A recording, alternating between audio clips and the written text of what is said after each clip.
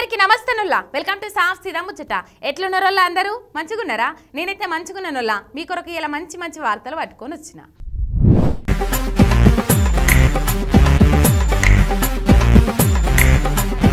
Kaleshwaram project గట్టినంక తెలంగాణకు నీళ్ల కర్వన్నదే లేకుండా పోయింది.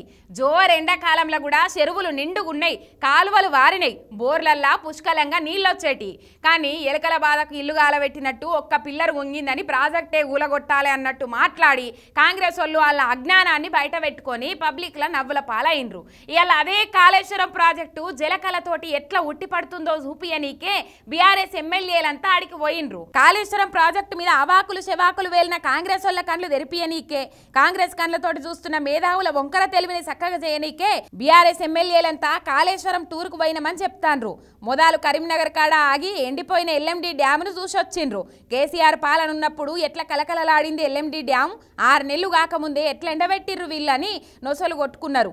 ఆడికేంచి సీదా పొద్దుగాల కాళేశ్వరం ప్రాజెక్టు తొవ్వబట్టిండ్రు. ఆడ కాళేశ్వరం ముక్తీశ్వర స్వామికి మొక్కి గోదావరి తల్లికి సారె నిడిచిపెట్టిండ్రు. అటెంకా మేడిగడ్డకు పోయి ఆడ ప్రాజెక్టు నిండుగున్నది చూసి సంబరపడ్డరు. ఆడికెంచి సుందిల బ్యారేజ్కు పోయిండ్రు. ఆడ గోదావరి ఎండిపోయి కనిపించే వరకు వరద నీళ్లను మేనేజ్ చేసే తెలివిలేని పాలకులను చూసి మండిపడ్డారు. కాళేశ్వరం ప్రాజెక్టుతోని తెలంగాణను బువ్వగిన్నె లెక్క మారుస్తే 7 నెలల్లోనే ఇల్లు ఎడారి చేసిందని మండిపడ్డాడు కేటీఆర్ సారు. ఇంత అద్భుతమైన సిస్టమ్ రూపొందించాలంటే మరొకరికి సాధ్యం కాదు.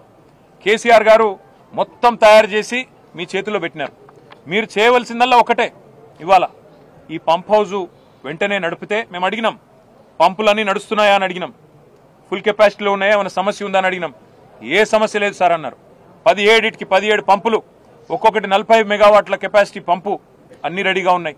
రోజుకు 2 టీఎంసీల నీళ్ళు ఇక్కడ నుంచి ఎత్తిపోయొచ్చు. నిజంగా చెప్పాలంటే ఇక్కడ నుంచి 3 టీఎంసీలు ఎత్తిపోయొచ్చు. ఈడికెళ్ళి పైదాకా 3 పోతే ఆడికెళ్ళి 2, రోజుకి 3 టీఎంసీలు ఇక్కడ నుంచి తీసుకునే సామర్థ్యం మనకుంది. కానీ కేవలం రాజకీయపరమైన నిర్ణయం లేకపోవడం వల్లనే పాపం ఇంజనీర్లు ఏమీ చేయలేని అవస్థలో వాళ్ళు ఉన్నారు. నీళ్లున్నాయి, బటన్ ఒత్తితే పంపులు నడుస్తాయి, నీళ్లు ఎంఎండీలో పడతాయి, ఎల్ఎండీలో పడతాయి, మొత్తం సిస్టమ్ అంతా. అవసరమైతే ఎస్ఆర్ఎస్పీ కూడా తీసుకుపోవచ్చు, నీళ్లు వరద కాలువ నింపొచ్చు, ఎస్ఆర్ఎస్పీ నింపొచ్చు, సింగూరు, మల్లన్న సాగరు, మన నిజాం సాగరు మొత్తం 18 లక్షల ఎకరాలు స్థిరీకరించవచ్చు, 18 లక్షల ఎకరాలకు నీళ్లు ఇవ్వచ్చు. లేనిదల్లా రాజకీయ సంకల్పం, రాజకీయంగా కేసీఆర్ గారిని బదనాం చేయడం అనే ఒకే ఒక్క ఉద్దేశంతో ఈ పంపులు నడపడం లేదు. నిన్న పెట్టిన బడ్జెట్లో కూడా నీళ్ల ప్రాజెక్టుల ఊసేలేదు, ఉన్న వాటిని పూర్తి చేసే సోయేలేదు, కొత్త వాటికి ప్రతిపాదన పెట్టిందే లేదు, రైతు భరోసా మీద భరోసా లేదు, కౌలు రైతులకు ఇస్తామన్న 12,000 ఊసేలేదు. మళ్ళీ ఏమన్నంటే మా అంత చక్కటి సర్కారు దునియాలని ఏడలేదని వాళ్ళ డబ్బాలు వాళ్ళే కొట్టుకుంటున్నారు. కేసీఆర్ సార్ ఇగురంగా ఇళ్లకి వస్తే వెనకకెంచి పొక్కిలు వేసుకుంటూ వచ్చినట్టు అవుతుంది కాంగ్రెస్ వాళ్ళ ఎవ్వారమని బీఆర్ఎస్ లీడర్లను కలిసిన రైతన్నలు ఆవేదన పడబట్టిండ్రు. చేతుల తినేకుట్ల మన్ను పోసుకున్నామన్నట్టే బాధపడుతుండ్రు. ఇయాల రేపట్ల జేబులల్లా పర్సులల్లా ఎవ్వరు పైసలు పట్టుకొని పోతలేరు. ఏడికి పోయినా క్యూఆర్ కోడ్లను స్కానింగ్ చేసుడు, పేమెంట్లు కొట్టుడు, లేదంటే సెల్ నెంబర్కు పైసలు పంపుడు, ఇదే నడుస్తుంది. అయితే ఇదే లాగం నేర్చిన దొంగలు కూడా తెలివి మీరుతాండ్రు. ఫుట్పాత్ల మీద దందాలు చేసేటోళ్ళు క్యూఆర్ కోడ్ స్టిక్కర్లను బయటనే అతికిస్తుంటారు కదా. అగో అదెంత డేంజరో చూడుండ్రి. వీలుంటే బయట అతికిచ్చిన క్యూఆర్ కోడ్లను చింపేయండ్రి. ఎందుకంటే చూడుర్రి దొంగ బేవర్సగాలు ఎట్లా మోపయినరో. ఫుట్పాత్ల మీద దందాలు చేసుకునేటోళ్ళు వాళ్ళ బండ్లకు దుకాణాల ముంగట క్యూఆర్ కోడ్లను అతికిస్తారు.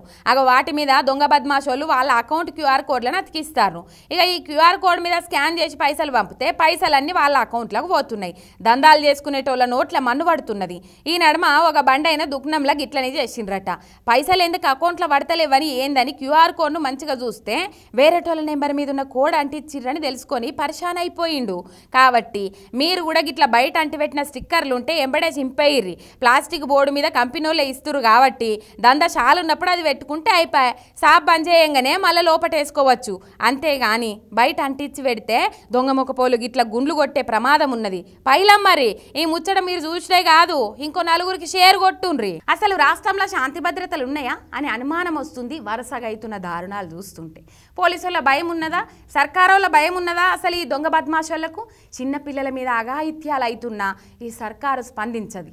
ఓ కండ్లు లేని మైనర్ బుజ్జి మీద కామాంధుడు దారుణం చేసినా ఈ పోలీసులు కంప్లైంట్ తీసుకోకపోగా ఇంకా జోకులేసుకుంటారు. కానీ ట్రాఫిక్ల లైసెన్స్ లేకుండా బడి నడుపుకుంటా దొరికిన అమాయకుల మీద అలా ప్రతాపం చూపిస్తారు. 10 ఏండ్ల పాలనలో హైదరాబాద్ సిటీలో ఎసొంటి అలజడులు లేవు. తప్పు చేస్తే తోలు తీస్తారన్న భయం ఉండే ఏ బద్మాషుగాళ్ళకైనా. ఏమంటే కాంగ్రెస్ సర్కార్ వచ్చిందో రౌడీలు రెచ్చిపోతాన్రు, ల్యాండ్ కబ్జాగాల ఆగడాలను ఆపేటోళ్ళు లేకుండా అయినరు, ఆడవిళ్ళల మీద అఘాయిత్యాలు చేసేటోళ్ళు పెరిగినరు, వాళ్ళ మీద కేసులు పెట్టకుండా ఉల్టా బాధితులనే బెదిరించే కాడికి కొంతమంది పోలీసు వాళ్ళు ఎదిగినరు.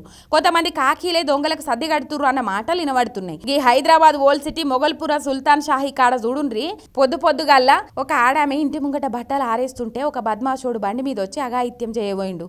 మరి చేయిన్ దెంపుకోనీకో వచ్చిండో ఏందో గాని ఆమె కేకలేసే వరకు ఆడు బండి మీద దొరకకుండా పరారైండు.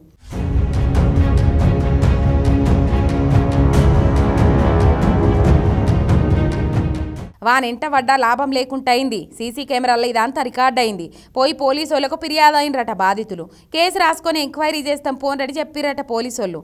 అసలు కాలనీల పోలీసోళ్ళ పెట్రోలింగ్ పురాగా బంద్ అయింది.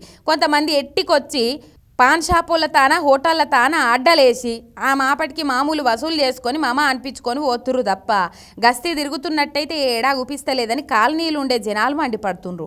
అసలు రాష్ట్రానికి హోంమంత్రి ఉంటే కదా ఇన్ని అవుతున్న కంట్రోల్లో పెట్టేటందుకు. ఇక ఇవాళ ఇలాంటి సాఫ్తిదా ముచ్చట్లు ఎట్లున్నాయి, మస్తుగున్నాయిలే.